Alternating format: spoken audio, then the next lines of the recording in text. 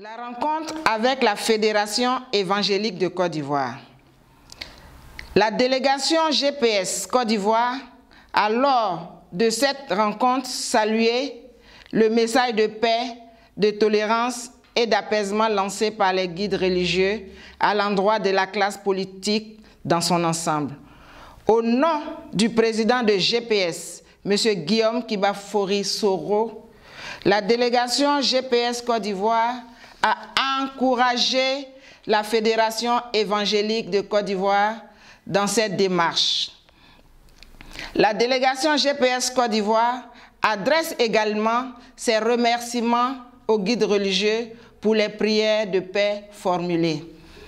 Au titre des activités de mobilisation des bases et de l'implantation de GPS, la délégation GPS Côte d'Ivoire s'est entretenue avec les femmes leaders des mouvements et partis politiques. L'occasion de cette rencontre a permis à la délégation GPS Côte d'Ivoire d'inviter ces femmes à investir toutes les localités sur l'ensemble du territoire ivoirien afin d'inviter les populations à adhérer au GPS et à créer les CLC.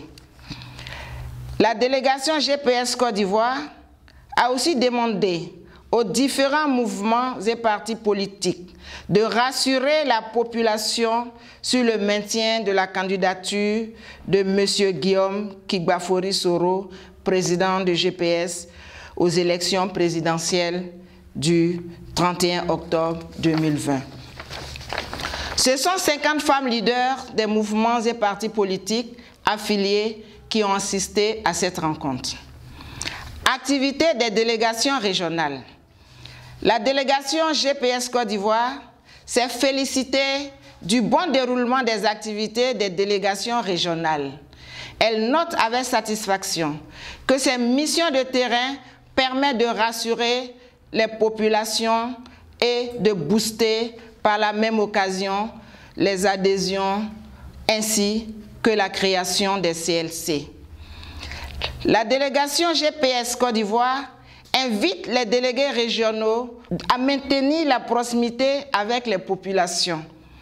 La délégation GPS Côte d'Ivoire rappelle qu'elle s'est fixée comme objectif 200 000 adhésions au GPS d'ici la fin du mois de mars 2020. Au titre de l'assistance aux détenus et à leurs familles, la délégation GPS Côte d'Ivoire a poursuivi ses visites aux détenus politiques et à leurs familles au cours de la semaine écoulée. Elle rassure que cette solidarité reste constante jusqu'à leur libération, laquelle libération qu'elles espèrent pour très bientôt.